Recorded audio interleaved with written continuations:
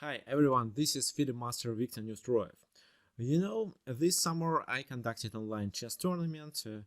There was 46 participants and of course two first money prizes. However, I can also say that in these tournaments there were also two scandals about cheating and actually three cheaters were detected. However, I decided to analyze some of the games that good players play and tell what the mistakes were, what they should work on, and maybe they will consider about a future plan, what to take into account, what kind of exercises to do to improve in chess. So this is the first game I want to analyze between Jason Huot and Rudy Padovan. Let's analyze it. So e4, c5, knight f3, d6, d4, c takes d4, knight d4, knight f6, knight c3, and a6, so Najdorf variation. Bishop e3, e5, and where this knight should go? Of course to b3. This is the main move, and here then you play something like that.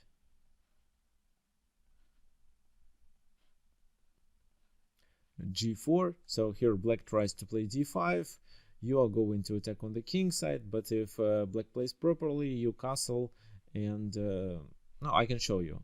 So for example, now it's black to move, they castle, we castle queen side, b5, g5, knight h5, king b1 if I'm not mistaken, f5, g takes f6, and this knight takes on f6 or bishop take. Okay, maybe rook f6 is a good move.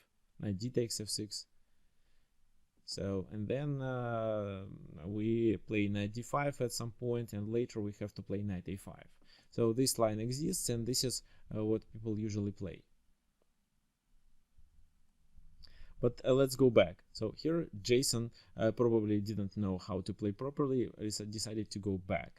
Knight on f3 doesn't provide white with any advantage. Moreover, knight g4 can be played, and the bishop will be vulnerable to the knight's attack. So bishop e7, bishop e2. Not a good move in this position, because you see here we fight for the d5 square, and black wants to play d5 with his pawn, and white wants to occupy the d5 square with his pieces.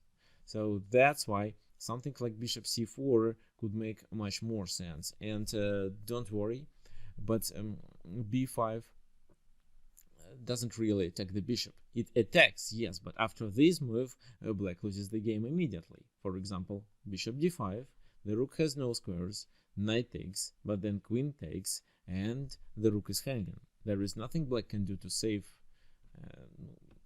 a piece. So probably he has to sacrifice knight on c6 and then play bishop d7. And then we only get extra knight, but this is more than enough to win the game. So looks like in this position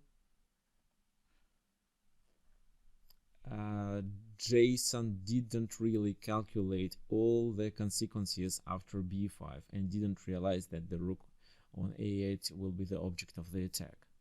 I'm sure he saw this move because bishop c4 looks quite natural here.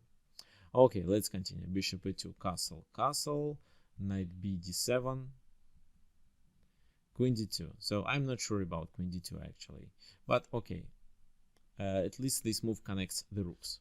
Queen c7, bishop g5. What's the idea of bishop g5? So maybe white's better play h3, then get the rooks to d and e files. That could make much more sense. Okay, bishop g5, h6, a kind of a, I can say weak move, but at the same time this is a typical move. When bishop g5 is played, the other side tries to attack. So here Rudy played h6, hoping that white either goes back or takes on f6. However, the best option was to sacrifice the bishop. And I even believe that white didn't analyze this option, because he considered that he doesn't have enough material on that side. to be able to succeed. Yes, there is no wing in this position, but the attack can be really strong. Knight g4, queen h3, knight goes here, knight g5. So we want to play knight d5, and if knight takes, for example, then queen h7, king f6, bishop g4, threatening with queen h6 mate. So after a few moves, in this position to take on g5 is quite risky. The king gets a checkmate soon. So I can say that white is definitely better in this position, but of course if black plays properly and instead of taking on d5 just finds a queen d8 move, then knight f6, and queen g3, the position is unclear. But if we go back here, after h6, white is already has a worse position, so it's better to take this chance and to sacrifice the bishop. So bishop f6, the move that I don't like. I would recommend to go back with the bishop, of course. Knight f6, rook fd1. So why? It's better to locate rooks on d and e files, because the e file maybe will be open. However, I'm not sure that same thing would happen with the c file. Rook fd1, b5, a3, that makes sense. Bishop b7, bishop d3 to protect, rook ac8, rook ac1. So a weird move. The rook is not doing much. I believe that white is hoping to advance the c pawn, but how and when, that's why I think it's a bad idea to locate the rook on c1. You would better play a rook from d1 to e1 and then the a rook to d1. Rook fd, queen e2. No, that makes sense, just to relocate the queen.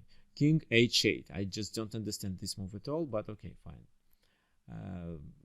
It looks like both players don't really understand what certain plan should each side apply in this position. Why? Because they didn't analyze grandmasters games in this position, in this type of the position. So with positions with this pawn formation. So how to find it? For example,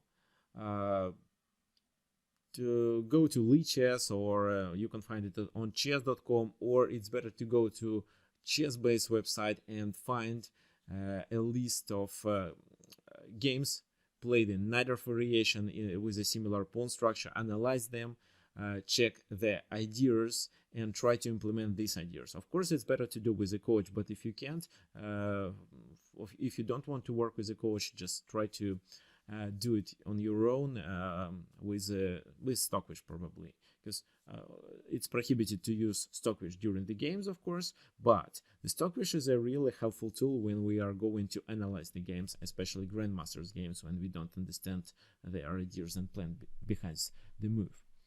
Okay, so d5.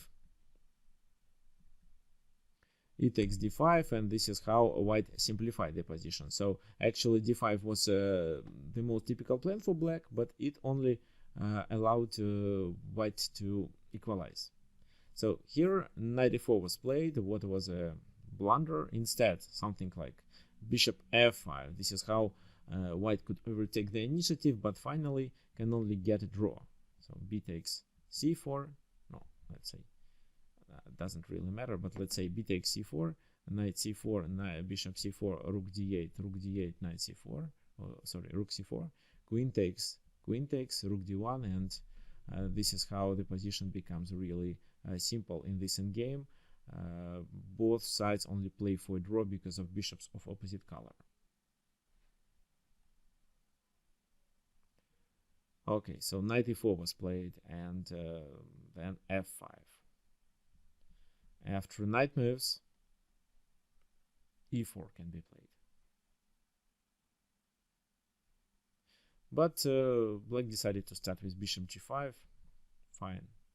Of course, e4 was a better move that could trap the bishop on d3. So bishop f5. Now again, white almost equalized the position. Bishop c4. Queen should go to g4, but queen e1 was played for some reason. Bishop c1 in this position. So why not to take on c8? I don't understand it. White played rook c1 and left without exchange.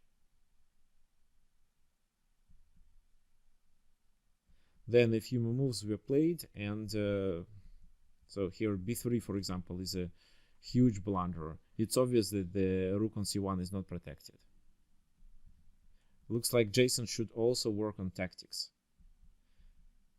Knight h5, rook goes here, h3 and escape square. Black simplifies the position because he has extra material. That's a good idea. King goes to h2, bishop f7, and finally white blunders this knight and resigns. So that's all. So speaking about this position, I can say that white should work on tactics and middle game plans, and black should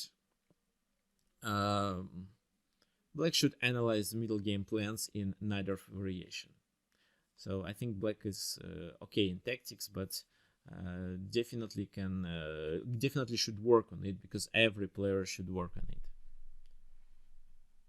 Okay, thank you for your attention. We will continue in the next video.